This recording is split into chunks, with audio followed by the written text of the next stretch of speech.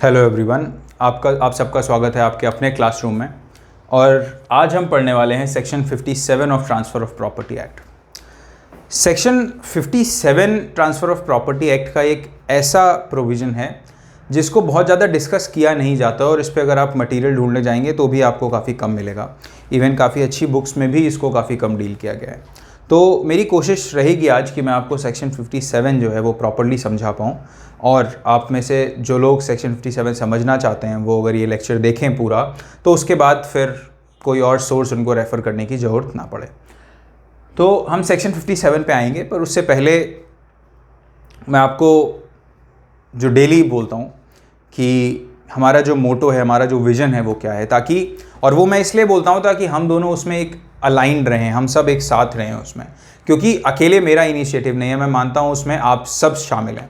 तो और वो ये है कि हम लोग एक किसी भी दूर दराज के इलाके में, किसी भी सोशल स्ट्रेटा में, राइट, कोई इंसान अगर उसके पास केवल 4G का कनेक्शन है तो केवल उस कनेक्शन के थ्रू वो लॉ का जो बेस्ट कंटेंट है उसको एक्सेस कर पाए और जुडिशियल सर्विसेज जैसे एग्जाम्स क्लियर कर पाए। तो हमारी जो कोशिश है वो यही है, और मैं आपको ये गारंटी दे सकता हूँ कि अगर आप इन लेक्चर्स को बहुत प्रॉपर्ली फॉलो कर रहे हो, आप कॉन्स्टेंटली पढ़ाई कर रहे हो, मैं जो चीज़ें बोलता हूँ आप कर रहे हो, तो आपको लॉ की बहुत अच्छी नॉलेज हो जाएगी और आप कोई भी एग्ज़ाम क्लियर कर सकते हो। और जुडिशरी का, चाहे वो दिल्ली जुडिशियल सर्विस हो या चाहे फिर वो छत्तीसगढ़ जुडिशियल सर्विस हो, सारे जो एग्ज़ाम्स हैं उनकी नीड्स को हम यहाँ पे केटर करने वाले हैं। इसीलिए हमने शुरुआत भी ट्रांसफ़र ऑफ प्रॉपर्टी एक्ट से की है, जो एक रिलेटिवली एक टफ सब्जेक्ट माना जाता है सिविल लॉज में।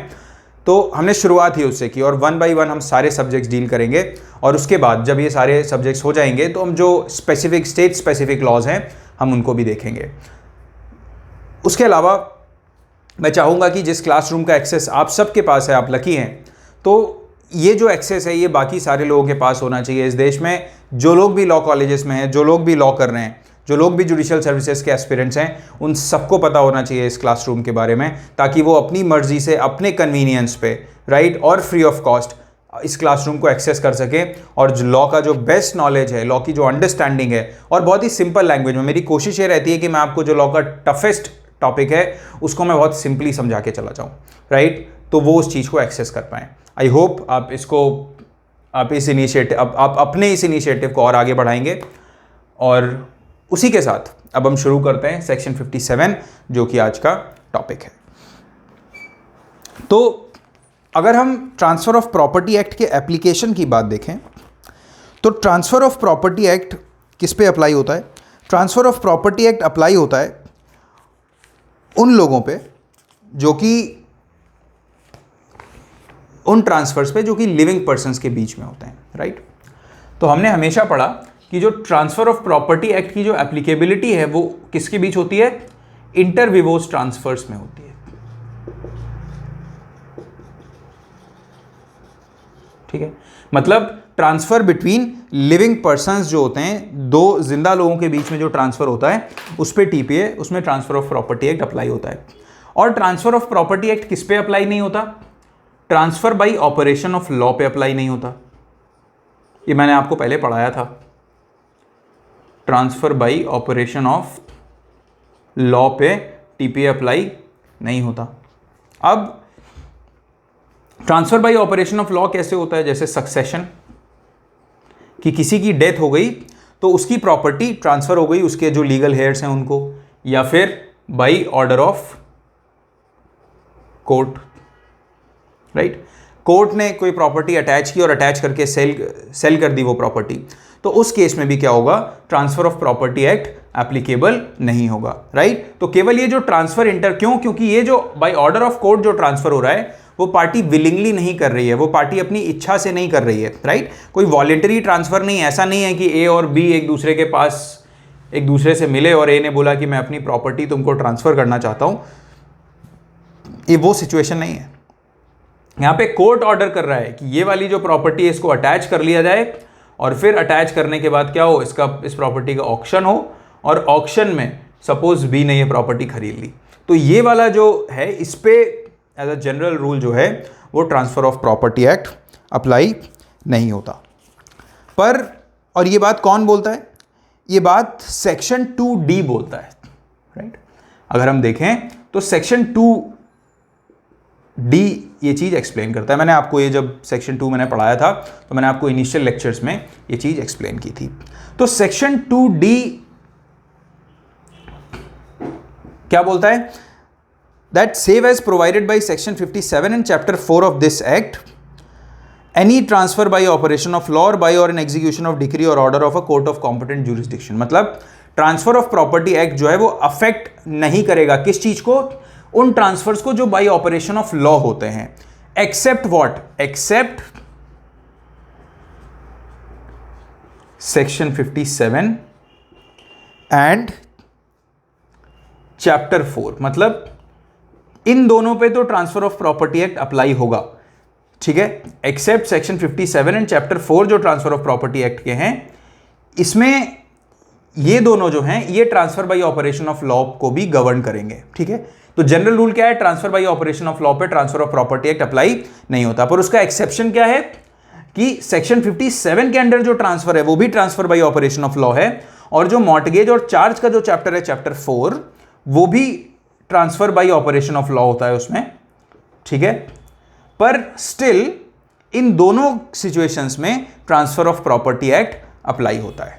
आई होप आप ये समझ गए होंगे कि basically transfer of property act transfer by operation of law पे अप्लाई नहीं होता, पर उसके दो एक्सेप्शंस हैं। दो सिनेरियोज में जब transfer by operation of law होता है तो उस पर transfer of property act apply होता है। एक एक्सेप्शन सेक्शन 57 है, जो सेक्शन 57 का जो ट्रांसफर है उस पर ट्रांसफर बाय वो भले ही transfer by operation of law है, पर transfer of property act apply होगा। और दूसरा एक्सेप्शन है वो chapter 4 which is provisions related to mortgage and charge, उस पे भी ये जो transfer by operation of law होने के बावजूद भी transfer of property act apply होगा। तो मैंने आपको ये एक इंट्रोडक्शन दिया कि हम सेक्शन 57 जो पढ़ने जा रहे हैं उसको हम कहाँ से रिलेट करके पढ़ेंगे। तो वो basically transfer of property act की एप्लीकेबिलिटी से रिलेटेड चीज़ है, और हम इसको इस प्रोविजन को सेक्शन 2D के साथ पढ़ेंगे, राइट। अब जैसा कि मैंने आपको बोला, ये जो सेक्शन 57 है ये उतना ज़्यादा इस प्रोविजन का उतना ज़्यादा यूज़ किया नहीं गया है, और रिसेंटली केरला हाई कोर्ट ने एक जजमेंट में ये बात बोली भी थी कि सेक्शन 57 है उसको काफ़ी कम यूज़ किया गया है, पर इसको ज़्यादा और ज़्यादा इसका जबकि यूज़ किया जा सकता है, काफ़ी क्रिएटिवली यूज़ किया जा सकता है। एक इम्पॉर्टेंट प्रोविज़न है सेक्शन 57, और ये बात आश्चर्यजनक है कि सेक्शन 57 का अभी तक ज़्यादा इस्तेमाल क्यों नहीं किया गया। तो केरला हाई कोर्ट ने MP वर्गीज़ वर्सेस अनम्मा याकूब में ये ऑब्जर्वेशन दिया था, ठीक है। अगर आप लोग इस पे और डिटेल में पढ़ना चाहते हैं तो आप लोग, मैंने ये जजमेंट का नाम इसलिए लिखा है ताकि अगर आप और डिटेल में सेक्शन 57 को ज़्यादा इन डेप्थ स्टडी करना चाहते हैं, खासतौर पे वो लोग जो प्रैक्टिस वगैरह कर रहे हैं, तो उनके लिए ये काफ़ी काम आएगा और वो इस जजमेंट को, इस साइटेशन को पढ़ सकते हैं। फिर उसके बाद अब हम आते हैं सेक्शन 57 में। अब सेक्शन 57 जो है, हम पहले ये समझते हैं, जैसे कि मैं आपको बताता हूँ कि हर लॉ, हर प्रोविज़न अगर कोई स्टैट्यूट बुक पे है तो वो एक रीज़न की वजह से, वो एक पर्पस सर्व कर रहा है, उसका एक ऑब्जेक्टिव है, राइट। वो जस्ट बिकॉज कोई लॉ मेकर ये चाहता था कि उस तरह का प्रोविज़न हो इसलिए वो नहीं है, वो इसलिए है क्योंकि उससे उसकी एक यूटिलिटी है, उसका एक पर्पस है। तो सबसे पहले ये जो मैं हमेशा आपको बोलता हूँ, एक क्वेश्चन करो अपने आप से, वाई, कि ये प्रोविजन क्यों है, ठीक है। तो उस सेक्शन 57 का वाई मैं आपको एक्सप्लेन करता हूं कि सेक्शन 57 क्यों है, राइट, उसकी यूटिलिटी क्या है। तो बेसिकली आप समझिए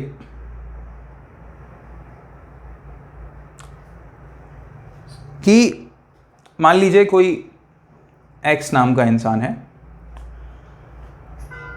और एक्स ने अपनी प्रॉपर्टी वाई को दी, ठीक है, पर उस प्रॉपर्टी पे एक चार्ज क्रिएट किया।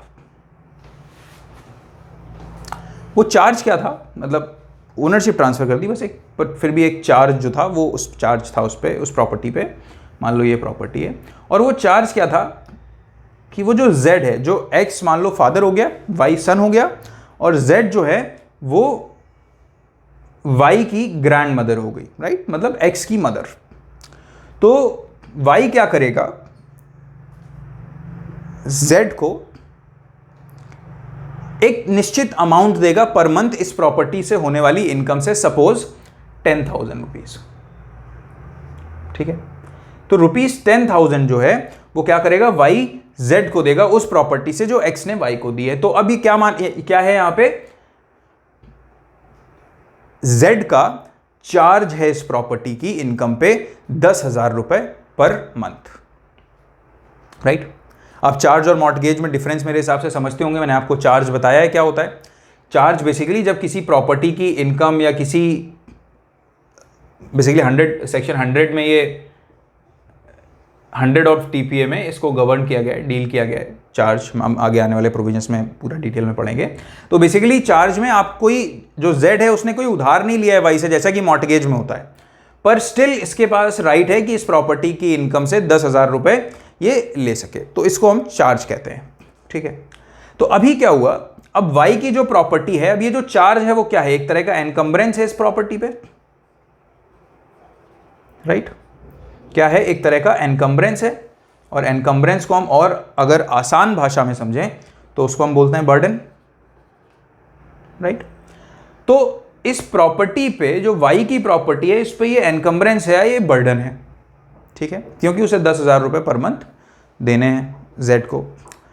अभी क्या हुआ कि, और जब अगर किसी प्रॉपर्टी पे कोई एनकम्बरेंस होता है, राइट, कोई एक अमाउंट होता है जो उस प्रॉपर्टी के ऊपर डिस्चार्ज किया जाना है, कोई एनकम्बरेंस होता है, तो उस प्रॉपर्टी की जो कीमत है वो कम हो जाती है, तो उसको मार्केट रेट नहीं मिलता। आप खुद देखिए, अगर आपको कोई प्रॉपर्टी ऐसी मिल रही है जो बिल्कुल फ्री होल्ड है, उस पर कोई लाइबिलिटी नहीं है, कोई दिक्कत नहीं है, तो उस प्रॉपर्टी के आप ज़्यादा पैसे दोगे, उस प्रॉपर्टी की जो मार्केट वैल्यू है वो ज़्यादा होगी, रादर दैन एक ऐसी प्रॉपर्टी जो मॉर्टगेज्ड है। ठीक है, या एक प्रॉपर्टी ऐसी जिस पे चार्ज क्रिएट किया गया है, तो उस प्रॉपर्टी पे तो ऑलरेडी लाइबिलिटी है ना। तो अगर आप उस प्रॉपर्टी को खरीदने जाओगे तो उस प्रॉपर्टी की आप वैल्यू उतनी तो नहीं दोगे जितनी कि आप बिल्कुल जो फ्री है प्रॉपर्टी उसकी दोगे, राइट। तो यहां पे क्या होता है, जब चार्ज क्रिएट हुआ है तो इस प्रॉपर्टी की मार्केट वैल्यू कम हो जाती है, और मान लो Y जो है ये प्रॉपर्टी किसी को बेचना चाहता है, ठीक है, सपोज R को, बट R बोल रहा है कि यार इस प्रॉपर्टी पे तुम्हारी ऑलरेडी चार्ज है, तो इस प्रॉपर्टी की एक्चुअल मार्केट वैल्यू भले ही इतनी हो, पर इससे ज़्यादा पैसा आपको नहीं मिल सकता, क्योंकि एक्चुअल में उसकी वैल्यू नहीं है, क्योंकि इसके ऊपर एक लाइबिलिटी है, राइट। तो अब जो है Y Z से रिक्वेस्ट करता है कि आप मुझसे इतना पैसा ले लो और आप ये जो चार्ज है आप रिलीज़ कर दो मुझे चार्ज से, पर जो Z है वो मना कर देती है, बोलती नहीं मुझे भरोसा नहीं है कि तुम मुझे पैसे उसके बाद दोगे या नहीं दोगे। तो अब उस केस में Y के पास क्या ऑप्शन है, तो Y के पास जो ऑप्शन है वही सेक्शन 57 में बताया गया है। अब जो Y की जो सिचुएशन है यहाँ पे, वो सिचुएशन जो है वो कौन रिजॉल्व कर सकता है, सेक्शन 57 रिजॉल्व कर सकता है। सेक्शन 57 का रिकोर्स लेना पड़ेगा Y को। तो अब हम समझते हैं कि सेक्शन 57 जो है वो क्या कहता है। ठीक है, सेक्शन 57 कैसे जो Y है उसकी प्रॉब्लम को सॉल्व करेगा।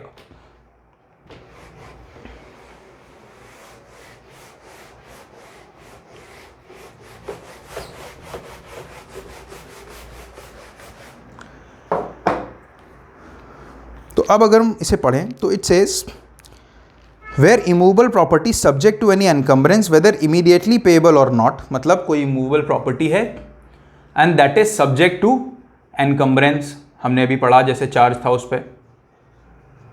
ठीक है, weather immediately payable or not, मतलब उस पर जो पैसा उस एनकम्बरेंस का देना है वो तुरंत पे करना है या बाद में पे करना है, उससे कोई फर्क नहीं पड़ता। Is sold by the court और इन execution of a decree or out of court may, if it thinks fit, on the application of any party to the sale, direct or allow payment into court। मतलब ये किस तरह की cell पे apply करेगा, ये अगर पार्टीज वॉलेंटरी, जो यहाँ पे Y था वो वॉलेंटरी सेल करना चाह रहा था इस प्रॉपर्टी को, तो आउट ऑफ कोर्ट सेल हो रही थी, उस पर भी अप्लाई करेगा। ठीक है, sale by parties out of court, उस पर अगर इस तरह की कोई सेल है उस पर भी अप्लाई करेगा। उसके अलावा sale by order of court पे भी अप्लाई करेगा। ठीक है, तो यही तो है एक्सेप्शन जो हमने पढ़ा था कि transfer by operation of law पे टीपीए अप्लाई नहीं होता, transfer of property act apply नहीं होता, पर जहां पे sale by order of court, जहां पे sale by order of court होती है मतलब वो transfer by operation of law है, तो उस पर transfer of property act apply नहीं होता। पर सेक्शन 57 उसका एक एक्सेप्शन है। सेक्शन 57 में अगर sale by order of court भी हो रही है तब भी ट्रांसफर ऑफ प्रॉपर्टी एक्ट क्या होगा, अप्लाई होगा। यही तो पढ़ा था हमने, राइट। तो sale by order of court अगर हो रही है तो उस केस में क्या होगा, उस पर भी अप्लाई होगा, ठीक है। Sale in execution of decree हो रही है, ठीक है, तो ये भी कोर्ट ही करता है, तो इस पे भी transfer of property act applicable होगा। तो इस तरह की सारी जो सिचुएशंस हैं, अब जो वाई यहां पे सेल कर रहा है तो ये सेल किसी भी तरीके से हो सकती है इन तीनों में से, ठीक है। उस सब पे ये वाला जो प्रोविजन होगा सेक्शन 57 का अप्लाई होगा। हम देखते हैं क्या, direct or allow payment into court in case of an annual or monthly sum charge on the property. अब इसमें कई सारी सिचुएशंस हैं, ठीक है। तो मैं पहले आपको एक चीज बता देता हूं कि जैसे अब जो वाई था, वाई की ये प्रॉपर्टी थी, पर चार्ज किसका था, जेड का था 10,000 रुपीज का, और वाई इस प्रॉपर्टी को आर को बेचना चाहता था, राइट। तो अब यहां पे वाई ने जेड को बोला कि आप रिलीज कर दो, पर जेड ने रिलीज करने से मना कर दिया। तो वाई क्या गया, वाई के पास ऑप्शन ये है कि वो कोर्ट में अप्लाई करे, एक एप्लीकेशन दे, ठीक है। कोर्ट में क्या करे, एक एप्लीकेशन दे। और किस चीज की एप्लीकेशन, कि मुझे इस ये जो चार्ज है, जो ऑब्लिगेशन है मेरे ऊपर, इसको डिस्चार्ज कर दिया जाए और मेरी प्रॉपर्टी एनकम्बरेंस से फ्री कर दी जाए, राइट।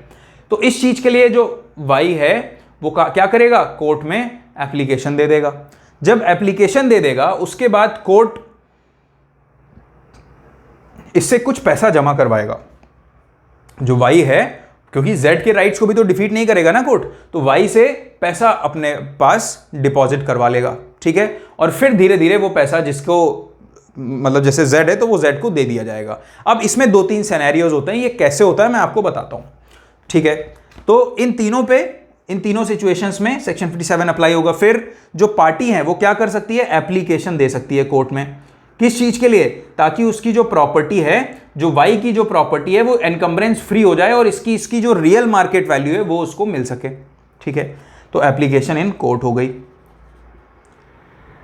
अगला स्टेप अब क्या होगा, application of any party to the sale direct or allow payment into court. किस लिए भाई, वाई जो है या फिर आर जो एनकम्बरेंस है इसका, तो मतलब वाई जिसको ये प्रॉपर्टी बेची जा रही है, तो आर या वाई दोनों ये वाली एप्लीकेशन जो है डाल सकते हैं।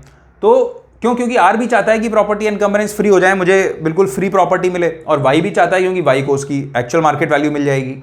तो एप्लीकेशन ये दे सकते हैं कोर्ट में, किस चीज के लिए, टू द सेल, मतलब parties to the sale direct or allow payment into court. किस लिए, ताकि जो पेमेंट है वो ये लोग कोर्ट में कर सकें और इनकी प्रॉपर्टी जो है वो एनकम्बरेंस फ्री हो जाए। ये ऐसा नहीं चाहती, ये इसमें सेक्शन 57 ये अलाउ नहीं कर रहा है कि इसकी जो रिस्पॉन्सिबिलिटी है वो इसकी खत्म कर दी जाएगी और कोई लाइबिलिटी नहीं आएगी। लाइबिलिटी आएगी, बट इंस्टेड क्या होगा, वो जो पैसा है जो जेड को ये देने वाला था, ये क्या करेगा, कोर्ट में जमा करेगा, पेमेंट करेगा कोर्ट में। अब इसमें कुछ अलग अलग सिचुएशंस हैं। तो पहली सिचुएशन पेमेंट की क्या है, in case of an annual or monthly sum charge on the property or of a capital sum charge on a determinable interest in the property of such amount. तो अब हम इसको समझते हैं कि क्या बोल रहा है ये, यहां पे समझाता हूं मैं आपको। N annual or monthly sum charge, ठीक है। तो ये क्या हो सकता है, एनुअल मंथली सम मतलब ये हर एक साल पे देना है या हर एक महीने पे देना है। तो जैसे फॉर एग्जांपल ये हो सकता है मेंटेनेंस, राइट। तो एनुअल और मंथली सम है ये,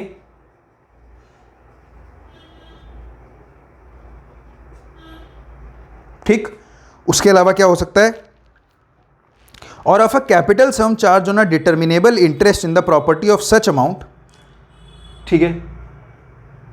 मान लो किसी कंडीशन पे कुछ पैसा है कि भैया इस प्रॉपर्टी पे आप हमें 5 लाख रुपए दोगे, अगर कोई पर्टिकुलर कंडीशन फुलफिल हो जाती है, तो वो एक कैपिटल सम हो गया, ठीक है। फिर उसके बाद अगर हम दूसरा देखें, इसमें दूसरा सिनेरियो, अभी हम पूरा नहीं पढ़ रहे हैं पहला वाला, दूसरे पे आते हैं, फिर हम पढ़ेंगे 1 by 1। In any other case of a capital sum charge on the property, दूसरा क्या हो गया, कैपिटल सम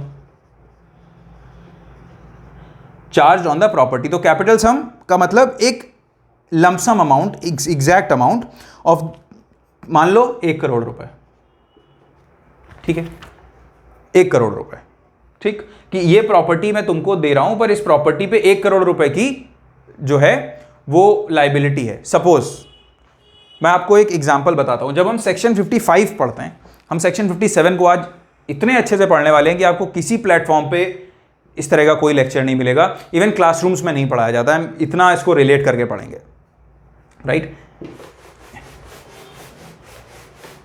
सेक्शन 55 जब हम पढ़ते हैं, जहां पे rights and liabilities of seller and buyer पढ़ते हैं, तो उसमें जो सेलर होता है उसके फेवर में एक स्टैट्यूटरी चार्ज क्रिएट होता है, ठीक है।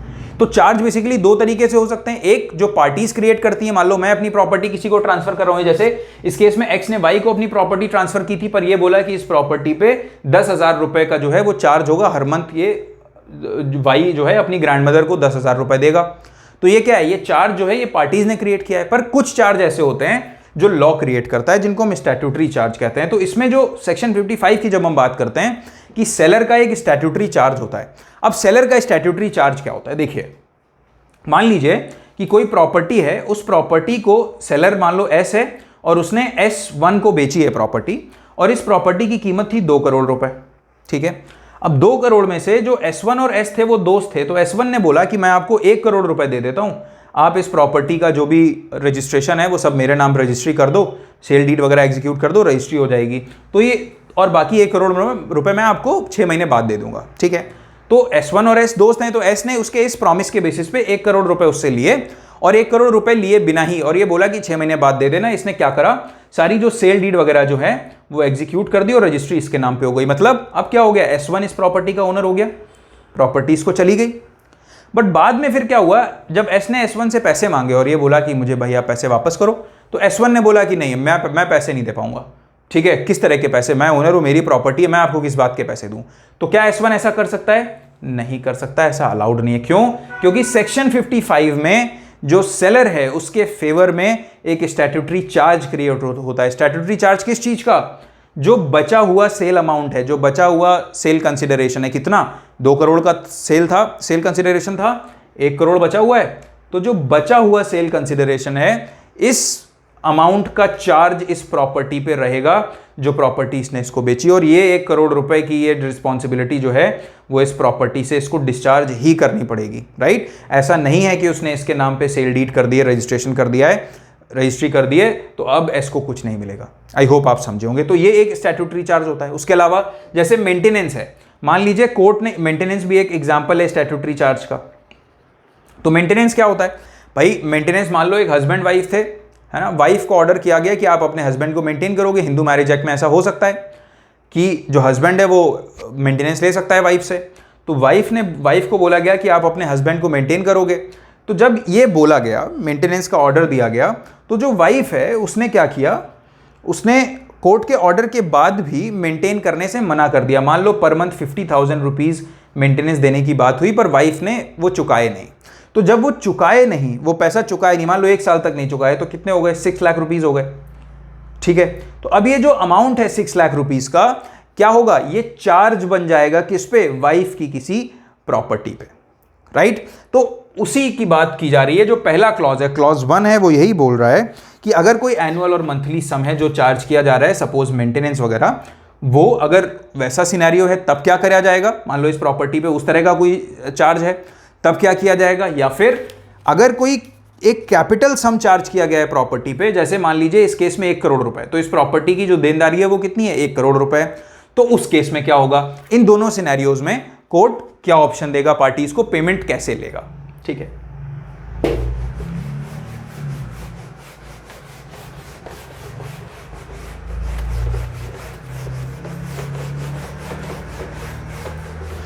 तो अगर हम पहला वाला जो क्लॉज है वो देखें, तो वो ये बोलता है कि अगर कोई एनुअल और मंथली सम जो है, ठीक है, अगर वो है, तो ये जो बंदा है, जो वाई मान लो इस केस में, ये इतना अमाउंट डिपॉजिट करेगा, ठीक है, कि उसको अगर सेंट्रल गवर्नमेंट की सिक्योरिटीज में लगाया जाए तो उसका जो इंटरेस्ट हो, ठीक है, वो इंटरेस्ट जो है वो इसका जो चार्ज था जेड का, मान लीजिए 10,000 चार्ज था, तो सपोज ये जो इंटरेस्ट है वो 10,000 रुपए आ रहा है, ठीक है, जो इंटरेस्ट हो वो जो चार्ज है उसका पैसा निकालने में, उसका पैसा पे ऑफ करने के लिए केपेबल हो, ठीक है। तो कोर्ट कितना अमाउंट डिपॉजिट करवाएगा? उतना पैसा जितना अगर कभी सेंट्रल गवर्नमेंट की जो सिक्योरिटीज होती हैं, भारत सरकार सिक्योरिटीज जैसे कई सारे बॉन्ड और इस तरह की चीजें जारी करती है, तो उस पर इंटरेस्ट वगैरह मिलता है, तो उतना पैसा यहां पे डिपॉजिट किया जाएगा, करवाएगा कोर्ट, कि जिसपे जो इंटरेस्ट हो वो जो मंथली सम चार्ज हुआ है, ऐसा कुछ चार्ज है, द एनुअल सम चार्ज है, वो उसका जो इंटरेस्ट हो वो उस चार्ज का जो अमाउंट है उसको पे ऑफ कर पाने में केपेबल हो। आई होप आपको ये पॉइंट समझ आया होगा। अगर हम इसको क्लॉज से ऐसे सेक्शन में पढ़ेंगे ना, थोड़ा सा डिफिकल्टी होती है, तो आपको ये आसान रहेगा काफी। फिर सेकंड बोल रहा है एनी अदर कैपिटल सम, ठीक है, एनी अदर कैपिटल सम। मान लीजिए अगर 1 करोड़ रुपए, जो मैंने एग्जांपल लिया कि 1 करोड़ रुपए का चार्ज है उस प्रॉपर्टी पे, एक मुश्त अमाउंट है 1 करोड़ का, तो इस केस में सीधा सीधा है, कोर्ट को इतने पंगे लेने नहीं है, राइट। कोर्ट, क्योंकि यहां पे तो पता नहीं है ना कि वो चार्ज जो है, वो जो जेड है वो कितने टाइम तक जिंदा रहेंगी, उनको कब तक ये पैसा देना पड़ेगा। हो सकता है अभी इनकी एज 55 ईयर्स हो या 60 ईयर्स हो, और हो सकता है ये अगले साल इनकी डेथ हो जाए, या फिर ये 130 ईयर्स तक जिए, अगले 70 साल और जिंदा रहें, राइट। तो यहां पे पता नहीं है, तो इसलिए ये वाला प्रोविजन अप्लाई किया जाता है, ठीक है, कि जब तक ये रहेंगी तब तक इनको इंटरेस्ट से वो पैसा मिलता रहेगा। दूसरा, अगर एनी अदर कैपिटल से मान लो कोई फिक्स्ड अमाउंट है, 1 करोड़, 2 करोड़, 4 करोड़, 5 करोड़, 50 लाख, कुछ भी है, तो उस केस में क्या करेगा कोर्ट? उतना जो सम है वो डिपॉजिट करवा लेगा कोर्ट में, क्योंकि ये बिल्कुल सीधी बात है कि 1 करोड़ है तो आप 1 करोड़ जमा कर दो, आपकी मान लो वाई जो है इस प्रॉपर्टी पे 1 करोड़ का जेड को चार्ज है, तो क्या बोला जाएगा? कोर्ट ये बोलेगा कि आप 1 करोड़ जमा कर दो और आपकी प्रॉपर्टी हम एनकम्बरेंस से फ्री कर देते हैं, ठीक है। तो ऐसा तो नहीं वाई को छोड़ देगा कोर्ट की नहीं आप पैसे भी मत दो और आपकी प्रॉपर्टी डिस्चार्ज हो जाएगी, ऐसा भी नहीं होगा, क्योंकि इसके इंटरेस्ट भी प्रोटेक्ट किए जाने। तो यहां पे वाई क्या करेगा? वाई 1 करोड़ रुपए कोर्ट में जमा करेगा और उसकी प्रॉपर्टी एनकम्बरेंस फ्री हो जाएगी, और वो प्रॉपर्टी आर को बेच देगा, और आर को, जो वाई है, उसको जो प्रॉपर्टी की एक्चुअल मार्केट वैल्यू है वो मिल जाएगी, राइट। तो दूसरा तरीका, अगर कोई कैपिटल सम है तो इतना पैसा डिपॉजिट करवा लिया जाएगा। उसके अलावा कुछ एडिशनल अमाउंट भी रखवाया जा सकता है, ठीक है। एडिशनल अमाउंट भी किसी कंटिंजेंसी के लिए कोई प्रॉब्लम हो तो उसके लिए एडिशनल अमाउंट जो है वो रखवाया जा सकता है, ठीक है। बट वो जो एडिशनल अमाउंट है, ये याद रखिएगा प्री के लिए, कि जो एडिशनल अमाउंट है वो 1/10 से ज्यादा नहीं होना चाहिए, किसका? ओरिजिनल अमाउंट का, not more than 1/10 of original amount, ठीक है। तो ये प्रोविजन इसीलिए डाला गया है कि भाई अगर एडिशनल अमाउंट रखने की, हम आपको डिपॉजिट करने की सुविधा दे रहे हैं, डिपॉजिट करवाने की कोर्ट के थ्रू, तो वो एडिशनल अमाउंट ऐसा नहीं होना चाहिए कि ये अमाउंट तो 1 लाख है और एडिशनल अमाउंट 10 लाख हो गया, ऐसा नहीं हो सकता। अगर एडिशनल अमाउंट 10 लाख है तो उस केस में ये 1/10 से ज्यादा एक्सीड नहीं कर सकता, मतलब 10 लाख का 1/10 कितना होगा? 1 लाख से, तो ये एडिशनल अमाउंट 1 लाख रुपीज से ज्यादा नहीं हो सकता। किसी कॉन्टिंजेंसी को मीट करने के लिए ये करवाया जा सकता है, ठीक है। फिर उसके बाद इसका अगर हम क्लॉज भी देखें, then it says thereupon the court may if it thinks fit, मतलब जब ये पेमेंट हो गया उसके बाद कोर्ट क्या करेगा? And after notice to the encumbrancer unless the court for reasons to be recorded in writing thinks fit to dispense with such notice, declare the property to be freed from the encumbrance and make any order for conveyance or vesting order proper for giving effect to the sale and give directions for the retention and investment of the money in court, ठीक है। तो जब ये पैसा जमा हो जाएगा तो कोर्ट क्या करेगा? नोटिस इशू करेगा, या अगर कोर्ट चाहे तो अगर कोर्ट को लगता है नोटिस की जरूरत नहीं है तो इस नोटिस को वो डिस्पेंस कर देगा, और क्या करेगा? जब ये पैसा जमा हो गया और ये चीजें हो गई तो कोर्ट डिक्लेयर कर देगा क्या? कि property is free from encumbrance, free from encumbrance, ठीक है। And make any order for conveyance or vesting order, मतलब क्या ऑर्डर देगा? कि ये जो सेल इनके बीच में हुई है, ये अब सेल जो है एब्सोल्यूट हो गई है और ये प्रॉपर्टी अब आर में वेस्ट कर गई है, फ्री फ्रॉम एनी एनकम्बरेंस। अब ये प्रॉपर्टी किसकी? आर की हो गई, ठीक है। फिर उसके बाद इसका जो क्लॉज सी है वो क्या बोलता है, after notice served on the persons interested in और एंटाइटल्ड टू द मनी और फंड इन कोर्ट।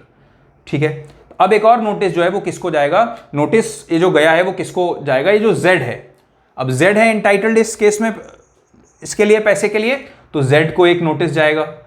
ठीक है, क्योंकि जेड इंटरेस्टेड और एंटाइटल्ड है इस मनी की, क्योंकि इस प्रॉपर्टी पे, ये जो प्रॉपर्टी है इस पे इसको चार्ज क्रिएट किया गया इसके फेवर में, तो इस केस में नोटिस इसको दिया जाएगा।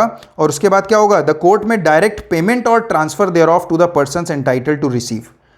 कोर्ट ने नोटिस दिया इस पार्टी को, और क्या कोर्ट करेगा, कोर्ट ट्रांसफर कर देगा या डायरेक्ट कर देगा कि ये जो पैसा है किसको मिल जाए, जेड को मिल जाए, क्योंकि ये इंटरेस्टेड है और ये एंटाइटल्ड है। ठीक है, और उसके बाद क्या होगा,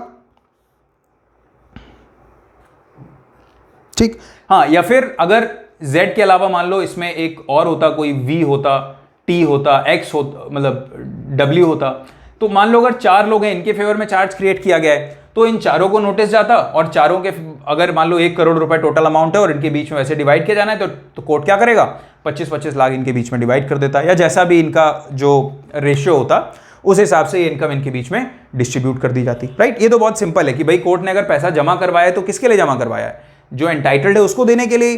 तो अगर एक इंसान है तो एक इंसान को पैसा मिल जाएगा, और एक से ज़्यादा लोग हैं तो उनको मिल जाएगा। राइट, तो कोर्ट ये करेगा। फिर उसके बाद अब इसमें जो इसका डी क्लॉज है, it says, it talks about appeal, कि ऐसे केसेस में अब ऐसा जो डिसीजन आएगा उस पर जो अपील है वो कहाँ जाएगी। ठीक है, तो अपील जो है वो कैसे लाई करेगी, तो बेसिकली एक तरह से ये डीम्ड डिक्री का एक एग्जांपल है।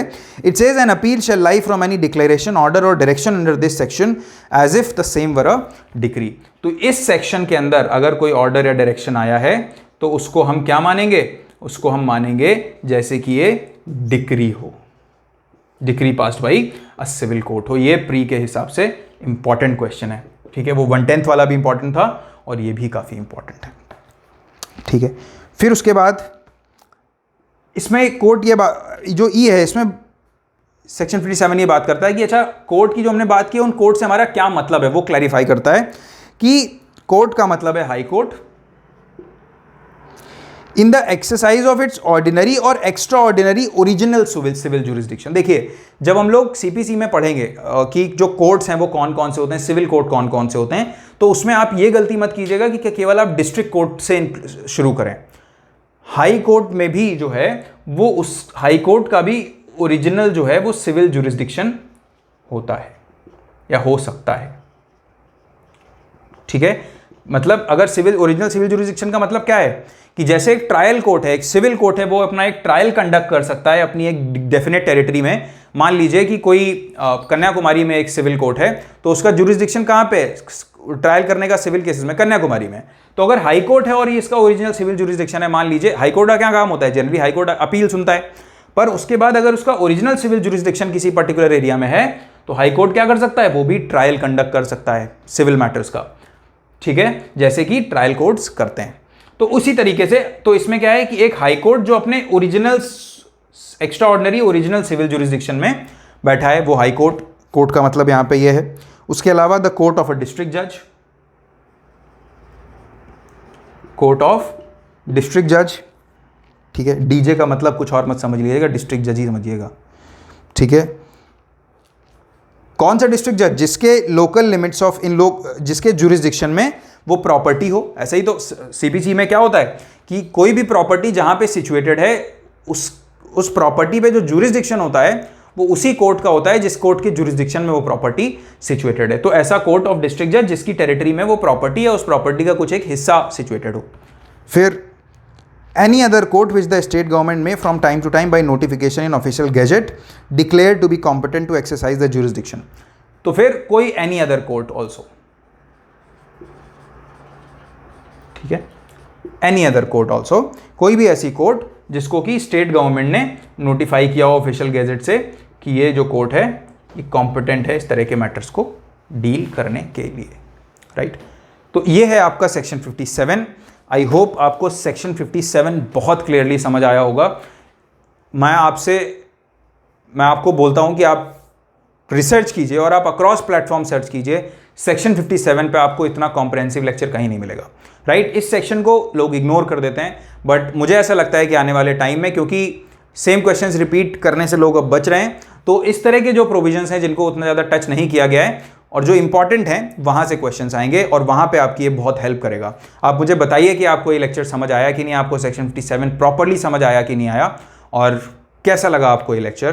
कोई डाउट हो तो आप हमेशा की तरह मुझे व्हाट्सएप कर सकते हो, मैं अगर मुझे ज़रूरत लगेगा मैं आपको कॉल भी करूंगा, अदरवाइज़ मैं आपको मैसेजेस में रिप्लाई जनरली कर दूंगा।